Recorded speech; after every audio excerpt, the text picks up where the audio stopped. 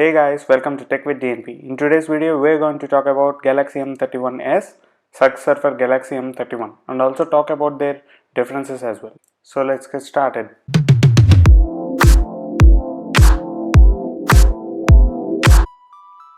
We have already unboxed this and using since last week. Take a look at the box. Nothing much info on it, just color and variant. As you can see, this is 6GB 128GB variant, and it's also available in 8GB 128GB variant, and the color variants are black and blue. I personally prefer this gradient color. In box we get 25W super fast charger and a type C to type C cable and a tiny SIM ejector and some guides. Finally, the phone.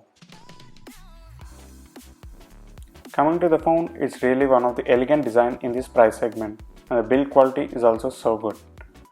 Back is glass finished plastic and fingerprint magnet, of course. Side frames are actually aluminum metal, nicely painted. And at the bottom we have earphone jack, type C and a single speaker. Pretty much same like M31. Lock button as a fingerprint scanner. No comments on the display because it's a Super AMOLED with 1080 by 2400 pixels ratio and with a punch hole camera and a receiver at the top. Coming to camera, it has 64MP main one, 5MP depth sensor, 12MP ultra wide camera and a 5MP macro, and in front 32MP front facing camera.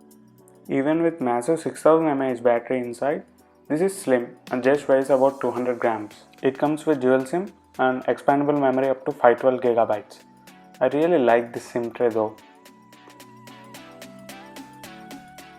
Coming to software, it comes with Android 10 and a One UI 2.1, which is pretty okay and gives you enough snappy feel. In app menu, we also get a discover section for app recommendation based on your usage.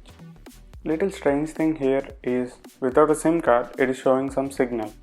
Biometrics are working fine and side mounted fingerprint is a little odd to me because it will have some accidental touches and we need to go for thumb or index finger.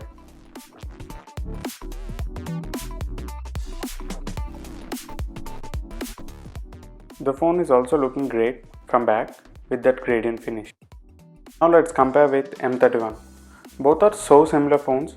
Few of the not so important differences are camera.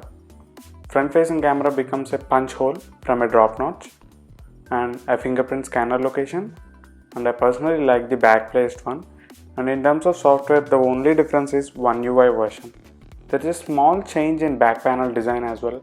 Coming to display, as said, it's so good and colors are vivid and supports 4K. Sound from single speaker is pretty good.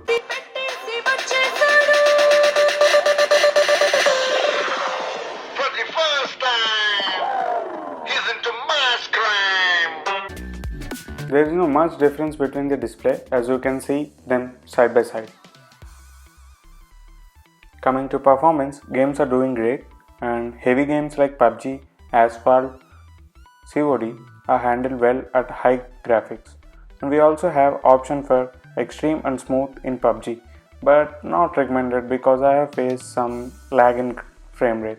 Coming to battery, it is packed with 6000 mAh and with the help of 25W super fast charging, it charges 0 to 10 in just 6.5 minutes and 0 to 50 in 43 minutes, and a full charge is about 97 minutes, which is pretty good for this amount of big battery.